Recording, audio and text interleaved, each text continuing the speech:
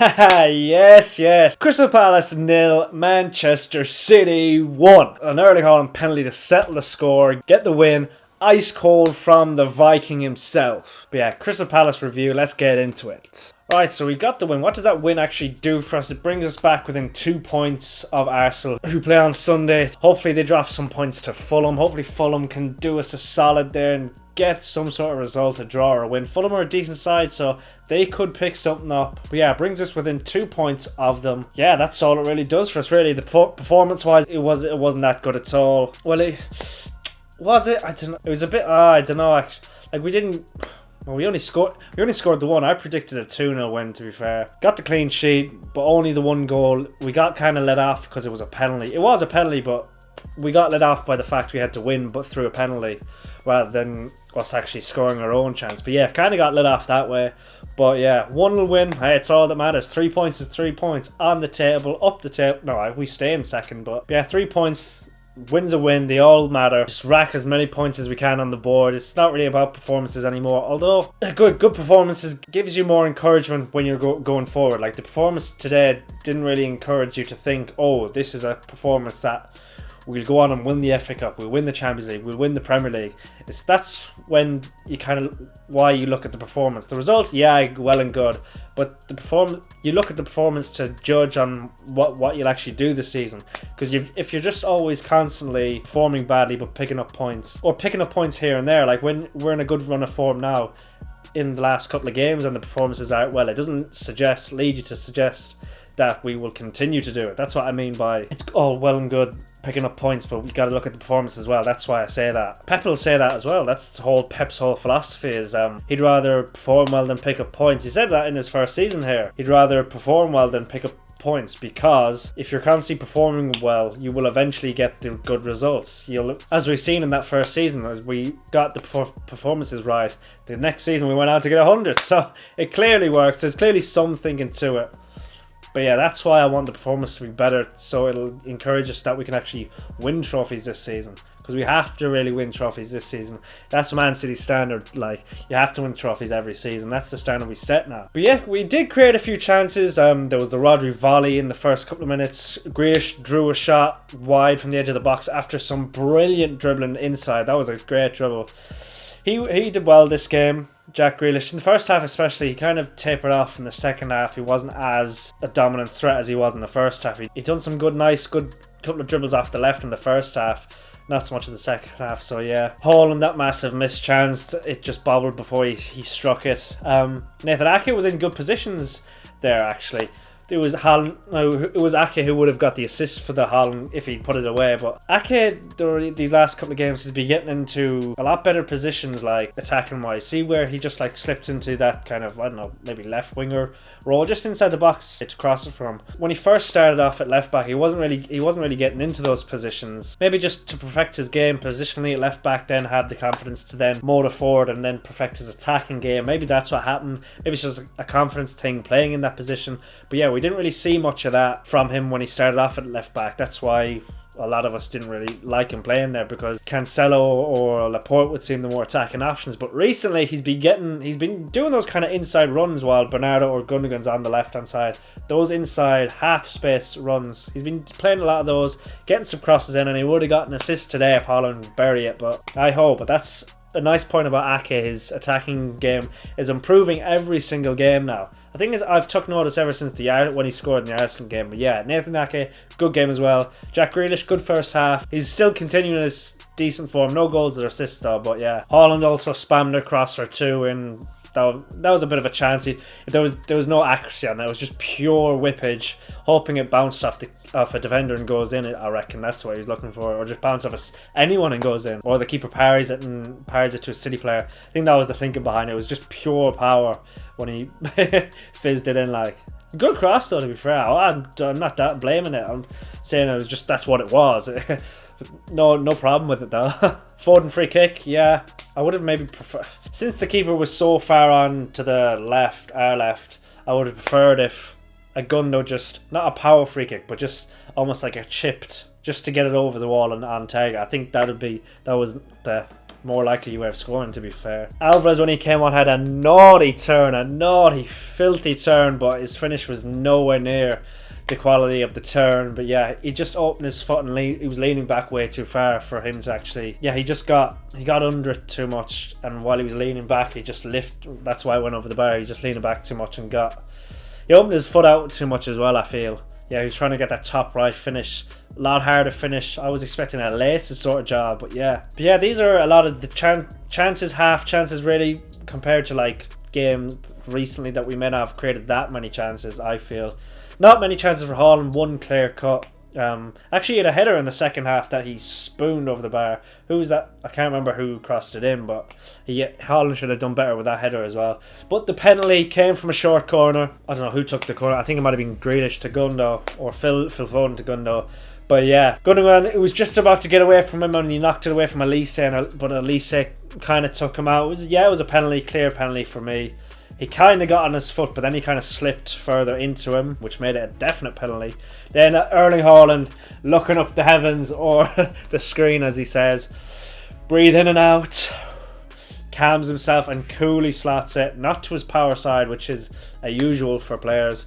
Opens his foot out and just places it, not in the corner. If the keeper had dived that way, he probably gets it, but keepers usually go to a player's power side, which is a player's instep. The keeper dived probably the right way on the law of averages, but Erling Haaland coolly slots it away. Lovely celebration. Pumped at full time as well. He just loves it. He loves winning. He loves this title race. He loves getting in amongst it all. Yeah, loving Erling Haaland, and yeah, I call him a donkey, to be fair, but he's got donkey tendencies to him. Like, his touch isn't great. He's a bit gangly here and there, but yeah, he's our donkey. He's our blue donkey. Yeah, those were the chances of the game. But what are some of the other talking points in the game? Laporte not playing again. The whole Laporte thing is strange. It's like maybe Pep took too long to reintroduce him into the starting 11 after his illness or whatnot, and then he became unhappy.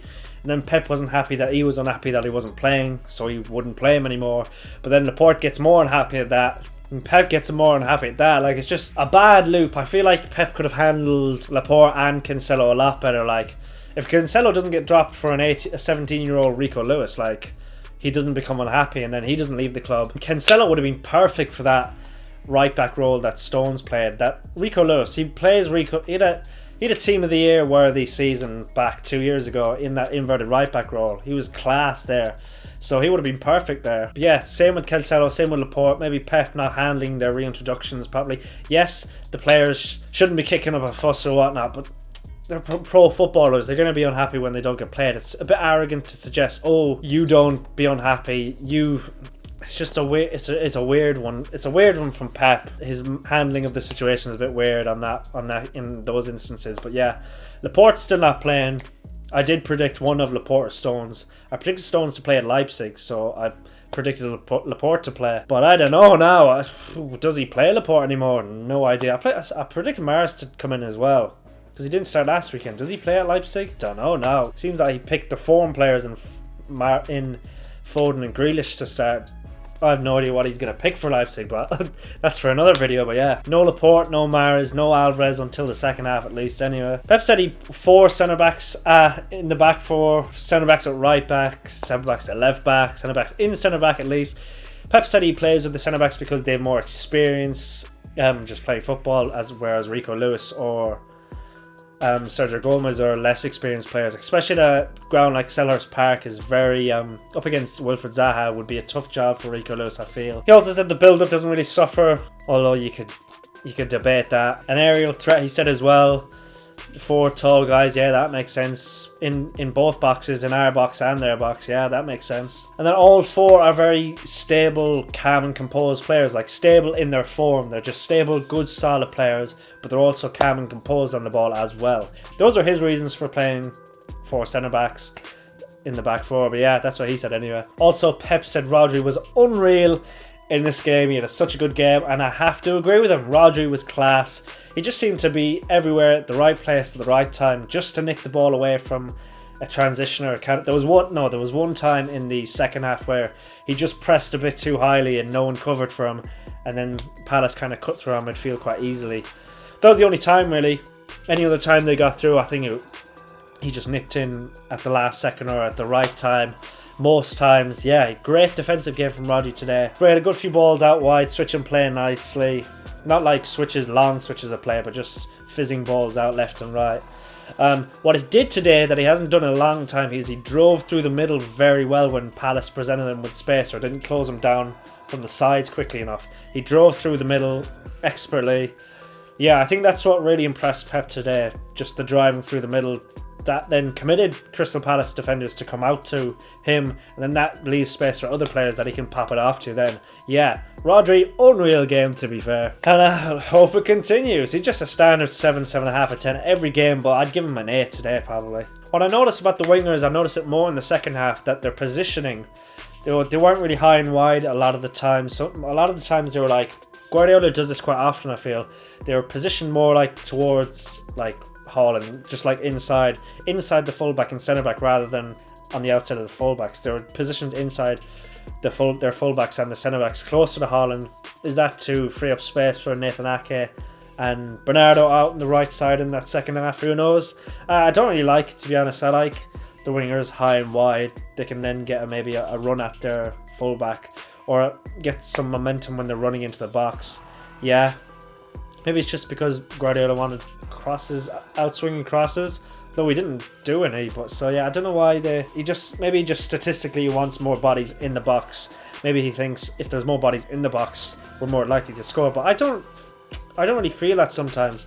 Just positioning players in the box, because you have to have players to run into the box as well, and those forwards are the type of guys to run into the box, because if it's then the defenders having to do that, that leaves loads of space behind them as well to be exploited. So maybe he just didn't fear Crystal Palace on the break late on in the second half. Maybe that's fair, but as soon as we scored, they were on the front foot. But yeah, I've seen us do that. Maybe it could be Gundo or Kevin up high beside Erling Haaland, or it's Phil and Grealish, or just the wingers tucked inside rather than high and wide near Erling Haaland. I think it's Pep's way of combating like a flat back five or sitting deep, and I don't know if it actually works a lot of the time. I'm not sure. I'd have to look back, but I'm not going to do that. But my guess, it doesn't really work a lot of the time. I think in those cases, when we're playing flat back 6s or 7s or low blocks, I think it just comes down to individual quality really. We don't have the pace to blast past defenders anymore, so yeah, I think it's more individual quality or mistakes like a penalty today, or just mistakes in their defence is what actually wins us these games against low blocks, which is kind of annoying because you really like to think that Pep has found a solution to it over the years now. But I kind of felt the solution was to run at them, to commit players like Raheem Sterling or Sane, to commit players, get fouls, get penalties. Raheem Sterling is like the highest penalty earner in England. He's won the most penalties, and a lot of them were at City. So yeah, that just kind of proves that these fast sort of players can break down low blocks, even just 1-2s, give and go with Kevin De Bruyne or Gundogan, and get to the byline to spam it across. Yeah, but yeah, not gonna harp on about that. We don't have these fast wingers anymore, so yeah. So formation today, was it a back 3 or 4? Unfortunately, it was a back 3, as any of you if any of you know, I don't like back 3s. I don't like the 3-2 formation, but it worked today. The first time that we've kept a clean sheet with this 3-2 formation since January. I'm forgetting the Bristol game. That's against Bristol. Like, they're a lower league opposition. We should not count that. But yeah, first time since Arsenal we kept a clean sheet. Arsenal was the end of January. So the whole of February and a little bit of March, we haven't kept clean sheets until the last game. But we played a back 4 last game. So yeah, 3-2 formation. Kept a clean sheet this time, but it's not my favourite formation. Just, I don't know. Although, was it 3-2? Yeah, Nathan Ake did kind of stay back in a centre-back role. Yeah, 3-2 isn't my favourite. Also, 4-4-2 is not my favourite, especially defending these. I know it's Kevin De Bruyne and Erling Haaland up front, but Kevin De Bruyne, and it's like how we press. But if they get past Haaland and KDB, it's just 2 in midfield, and it's so easy to split them, especially when we're pressing so high. It's so easy to split them. And like, for instance, when Rodri pressed too high once, there was no one to cover him, or no one did cover him, and they got right through us. It didn't come to anything, but yeah, theoretically, I don't like 4-4-2. Yeah, KDB isn't the press machine that he once was. Haaland doesn't press that well either. I think 4-4-2 would only work if you had a Gabby Jesus or something like that. Speaking of KDB, was he dropped or rested today? Pep said at the press conference earlier in the week that he'd get a chance to redeem himself at the weekend, but